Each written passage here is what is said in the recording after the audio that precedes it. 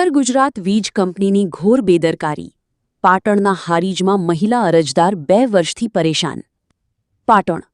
સરકારી તંત્રની આળસ અને વહીવટી ખામીઓનો ભોગ સામાન્ય જનતા કઈ રીતે બને છે તેનો જીવંત દાખલો પાટણ જિલ્લાના હારીજ તાલુકાના પીપલાણા ગામે જોવા મળ્યો છે. અહીં એક મહિલા અરજદાર છેલ્લા 2 વર્ષથી પોતાના ઘર પાસે આવેલો વીજ થાંભલો ખસેડવા માટે કચેરીના ધર્મધક્કા ખાઈ રહ્યા છે. શું છે સમગ્ર મામલો?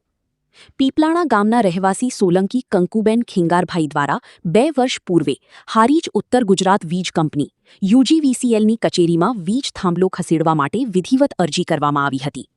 આ અરજી બાદ તંત્ર દ્વારા એસ્ટિમેટ કાઢવાની પ્રક્રિયામાં જ લાંબો સમય પસાર કરી દેવામાં આવ્યો હતો. નવાઈની વાત તો એ છે કે એસ્ટિમેટ આવ્યા બાદ પણ તંત્ર દ્વારા કોઈ નક્કર કામગીરી કરવામાં આવી નથી.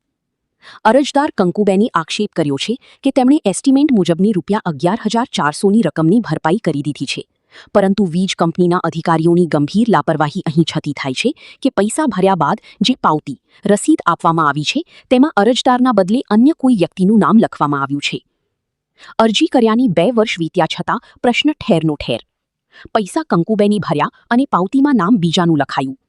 વારંવારની રજૂઆત છતાં ગુજરાત વિદ્યુત બોર્ડ દ્વારા કોઈ ધ્યાન આપવામાં આવતું નથી.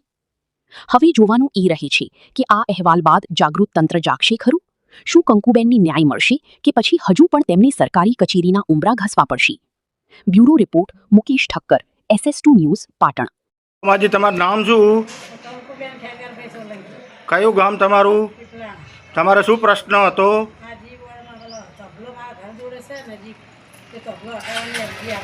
કેટલો ટાઈમ થયો? અચ્છા, એમાં પૈસા કેટલા ભર્યા હતા? હા, પાવતી તમને કોના નોમની આપી? તમે જીવ બોર્ડમાં કેટલો ટાઈમ ઉઘરાણી કરી? કેટલી વાર રજૂઆત કરી જીવ બોર્ડને? તમને જીવ બોર્ડ દ્વારા અધિકારીઓ દ્વારા શું જવાબ આપવામાં આવ્યો? તમારું ગામ કયું?